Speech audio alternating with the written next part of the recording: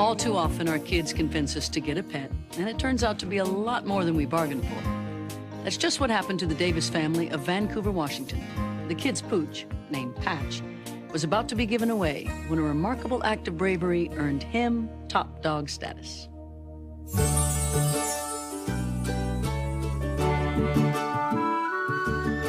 Say hello to Patch. When Patch was still a puppy, his previous owner had to give him away, so Nola and Richard Davis brought him home to their family. We tricked them. We had the dog hidden in the back seat, and they couldn't see it, and they were looking in there, what is it, what is it? When they saw it, they were just jumping for joy. I just all of a sudden I started crying because I was so excited. And my mom, she's just like, yeah, we got you a puppy. And I'm like, thank you so much. Patch fit right in at his new digs, but there was one thing he didn't like. He did not like the water. He didn't like going in the bathtub or in the bathroom and taking baths, because that's where we gave him his showers. But as the weeks passed, a more serious problem arose. As Patch started to grow, we realized that maybe we had made a mistake, because he was going to be a big dog, and the house was an awful small house. We didn't have a big yard, and we didn't really have a place for Patch to stay. The family talked about giving Patch away, but Andrew was strongly against the idea. I said no. I said I didn't care. I would build the fence or something. Since Andrew was adamant about keeping Patch, the family decided to wait a few days before making their final decision. Little did they know that fate was about to make the decision for them. It was January 12th, 1999, Nola and Richard's 14th wedding anniversary. Nola was home alone, enjoying an indulgent afternoon.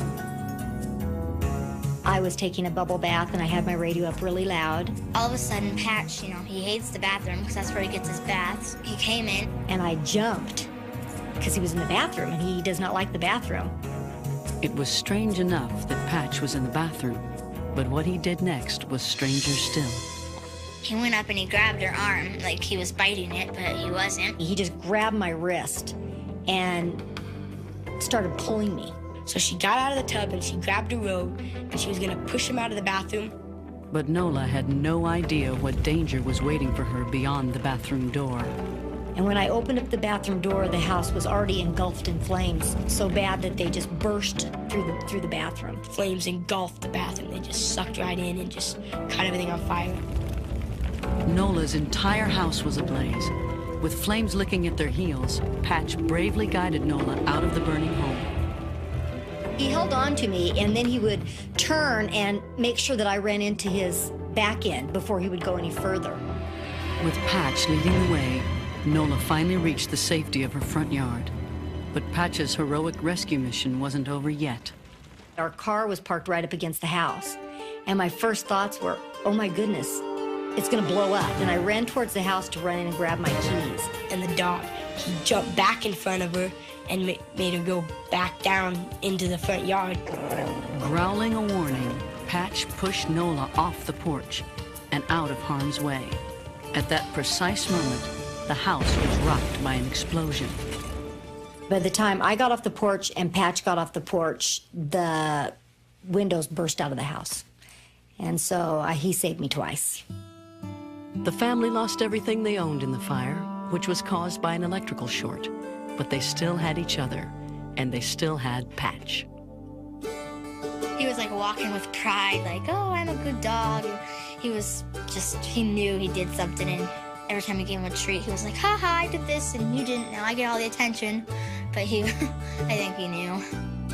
Later that year, the American Red Cross presented Patch with a Heroes Award for his exceptional bravery. Today, the Davises own a new home in Montana, one that's big enough for this canine hero, who's no longer afraid of the water.